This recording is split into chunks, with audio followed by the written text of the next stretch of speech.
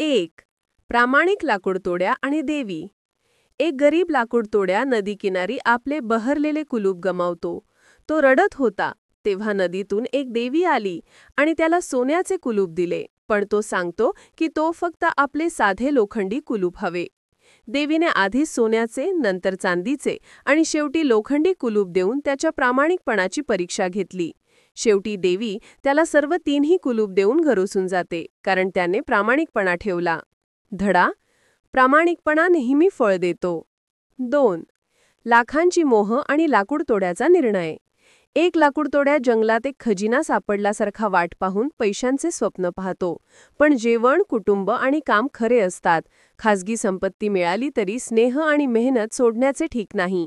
शेवटी तो पैशातील मोह त्याच्या रोजच्या कामावर आणि कुटुंबावर प्राधान्य देऊन हरा करतो. धडा: चांगले संबंध आणि मेहनत हेच खरे धन आहे. 3. लाकूडतोड्या आणि लाजिरवाणा शिकार. एकदा लाकूडतोड्या कामावर जाताना जंगलात रस्त्यात एक जीव मरणासन्न असतो. तो जीव वाचवतो. पुढे तो एकदा परत वापरण्याचे स्वरूप देतो.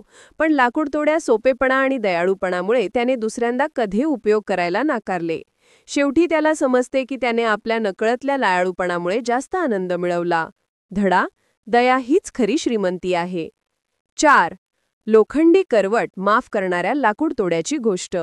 लाकूडतोड्या चुकून दुसऱ्याच्या जंगलात साडे तोडतो. मालक रागावतो. तो लाकूडतोड्या माफी मागतो आणि दुसऱ्याच्या शेताची मदत करतो. मालकाच्या मनात बदल होतो आणि तो त्याला मदत करून शांती निर्माण करतो. धडा: साधी माफी आणि मदत वैर संपवतात. 5. लाकूडतोड्या आणि राजा. राजाने जनता तपासण्यासाठी लाकूडतोड्याला राजवस्त्र आणि गरिबीची आयुष्य अनुभवायला सांगितले. लाकूडतोड्याने साधेपणा आणि प्रेमाने जगण्याचे महत्त्व राजाला शिकवले. राजा अधिक उदार झाला आणि लोकांसाठी नवीन नियम केले. धडा: साधेपणा समाज बदलू शकतो. 6. लाकूडतोड्या आणि पर्यावरणाचा धडा. एका गावात लाकूडतोड्यांनी अनियंत्रितपणे झाडे तोडली. मग जमिनीची उपज कमी झाली.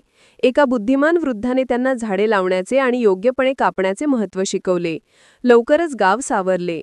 धडा: निसर्गाची काळजी घेतली तरच भविष्यात समृद्धी.